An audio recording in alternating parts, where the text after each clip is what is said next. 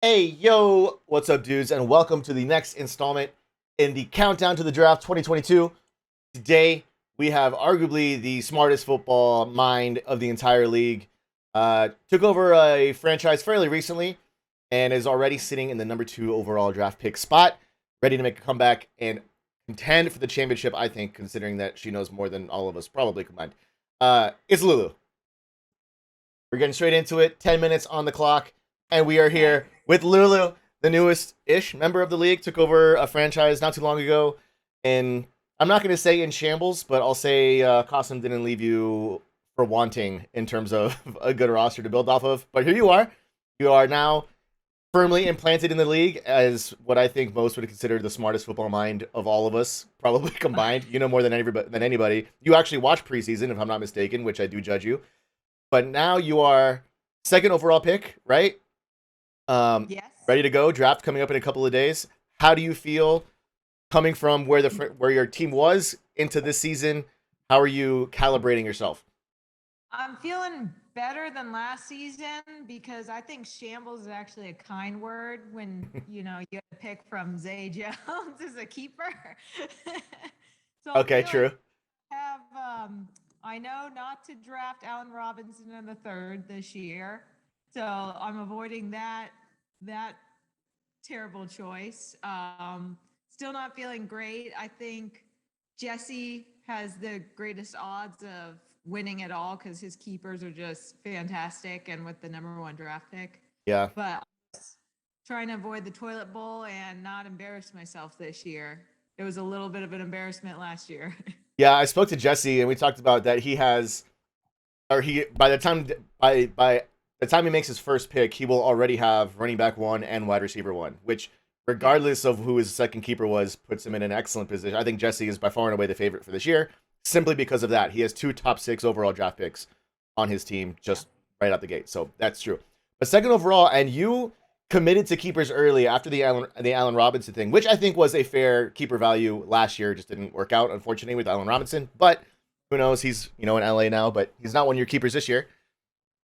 You have Hunter Renfro in the 12th, which I think is a great value. I think Renfro's going way, way ahead of that as far as ADP is concerned. And you committed to Cam Akers early. He got injured before the season. We knew he wasn't going to play all season. You said, F it. You took him with your very last pick in the draft, committed to him, held him on the bench all year just for this moment. Keeper, 16th round, an insane value for Cam Akers. Even if you get half the season out of him, that's going to be that's a phenomenal pick. So I think you've made definitely made improvements on your keepers, and with the second overall pick, you have the pick of the litter. Besides Jonathan Taylor, you have the whole world in front of you. Um, Yeah. have you already decided what you're going to do with the second overall pick? Pretty much has so I guess Jesse has firmly committed to Jonathan Taylor as He didn't say it, but it's like it's kind of it's basically like if he doesn't take Jonathan Taylor, that's insanity right off the bat. yeah. So Yeah. I wasn't sure because he's very practical, so I knew he wasn't going to do a Lamar Miller. Um, yeah, but I was like secretly hoping somehow he would be drunk or something and not draft Jonathan Taylor. But full disclosure, I originally was honing in on Najee end of last season because I felt like Mitchy Biscuits was a definite upgrade for Big Ben. He's the clear bell cow. So I had originally looked at Najee, but now I'm leaning heavily towards Eckler, even though Derrick Henry and I are, I'm not gonna lie, I'm sexually attracted to Derrick Henry. He's just a beast of a man. You can't say no. I Pretty sure I'm gonna go Eckler with second pick.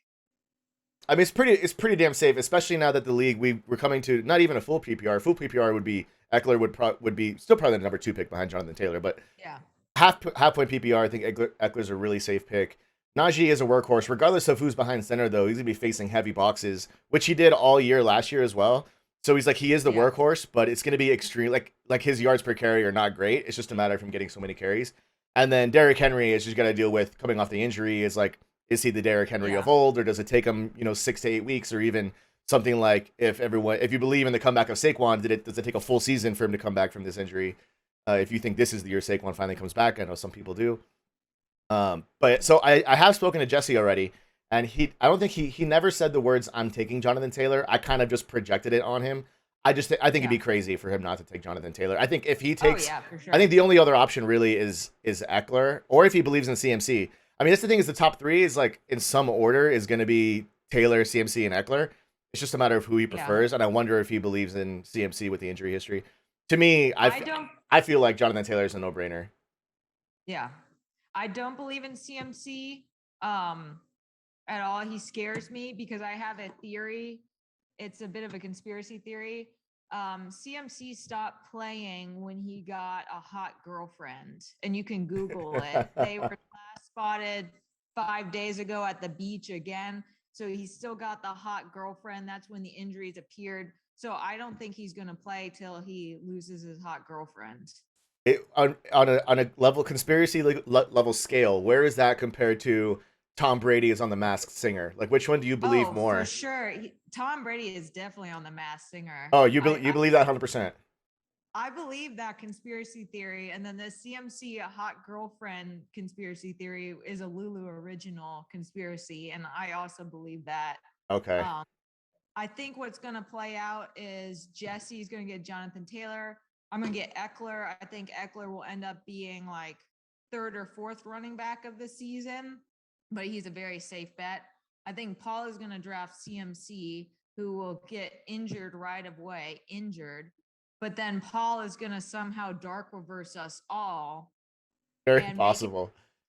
the like championships with his random pickups. So I think that's how the season's going to go. Yeah, I think that the top three are pretty safe. It's in whatever order you take them. I think those three kind of have to be the top three. I'd be extremely Yeah. surprised if those three are the top three. It's when it gets to even Nathan, I'm not really concerned about. Like Oscar is the one that I have no fucking clue what's going to happen after 5 because Oscar and Brian are 5 and 6, and both of them have 2 wide receiver keepers.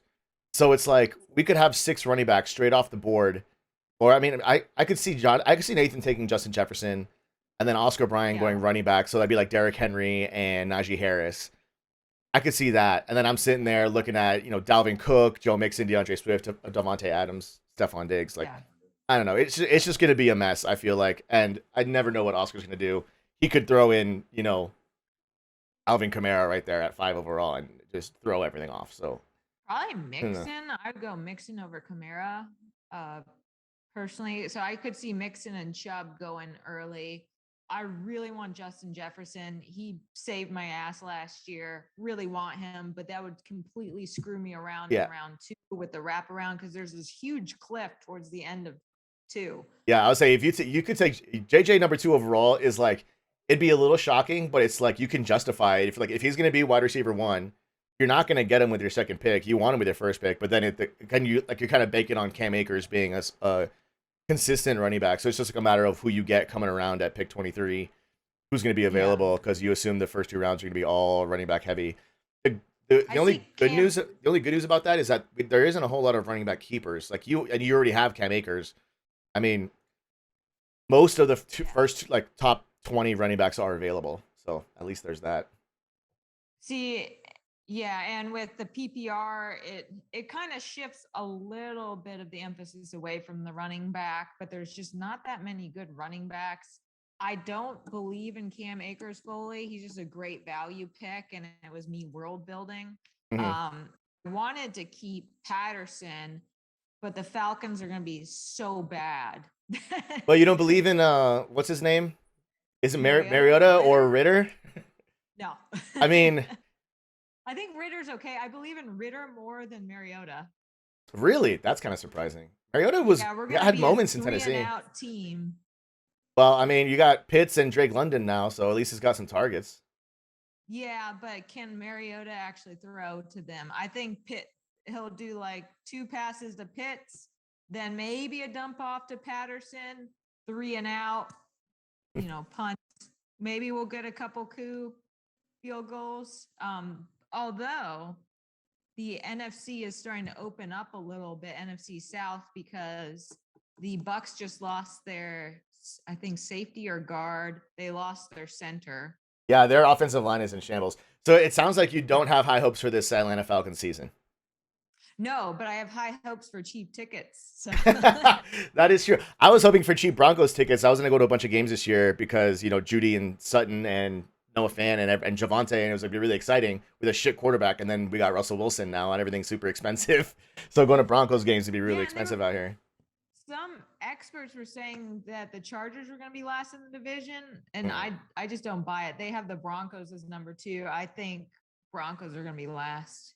I have a Chargers Super Bowl ticket already that I took early at plus 1,600. I think the Chargers are going to be really really good this year.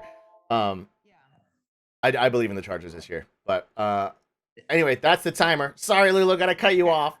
But we have no hopes for the Falcons, but high hopes for cheap tickets and for a successful season from Lulu, the number 2 overall pick. She even told you what she's gonna do. So if you're picking after Lulu, you can plan it. If Paul isn't bullshitting, that means he's taking CMC third, and that means that wait, who's fourth? Nathan is basically now on the clock. If we know our first 3 picks, it's just a matter of That's how why much I these people wanted- are gonna milk their clock. Yeah, that's why I wanted third. Paul and I don't see eye to eye on fantasy in a lot of ways, so I knew he wouldn't be grabbing the people that I wanted and vice versa. So I'd rather have third so then I could have a more balanced team and snipe on the second Gotcha. round. I spoke to Paul, and at first I thought he was trying to do a little reverse psychology in the chat when he's like, "You won't take CMC, I dare you." And I talked to him, and he's like, "No, I don't believe in psychology." And I was like, "Yeah, that's fair. I mean, it's Paul. If it was anybody else, you could kind of get a little gamesmanship and reverse psychology, trying to get you to take CMC because he wants to Eckler." And then I realized it was Paul, and I was like, Paul doesn't even care. He's just gonna. I think he actually means it that he wants CMC. So I think he does. I understand him. We're not similar, but I understand him. So he wants chaos. I would hope so. You're only married to him. Yeah. Oh, Dalvin Cook. That's another one. Oh Yeah, yeah. That'll be all that middle of the first round is rough. It's just about who you prefer. Dalvin Cook, you're gonna get 12, 13 games out of him, so you need to back up. Mixon's the unsexy pick, but I love Mixon. I had him. He was my workhorse last year, so I don't know what I'm gonna do. I'm gonna basically at 7. I just have to let the draft fall to me because between Nathan, Brian, and Oscar, I have no fucking clue what's gonna happen. And Brian even said like he might shock the world with his first round pick, so I have no idea what he's gonna do either. So he might go completely off the board, and I have no idea who's gonna be there. So I have planned 0 for this draft because even if I was like a little bit higher, if Oscar's in front of me, everything's off the books. So it's like there's no way to prepare when Oscar's picking in front of you. So it is what it is. But we'll be in Atlanta soon. We will see you at the draft. I'm very happy we're gonna get to see you guys. So we relocated to Atlanta. So we'll see you in a couple days, Lulu, and good luck, and we'll see you soon. Awesome. Thank you. All right, bye. Bye.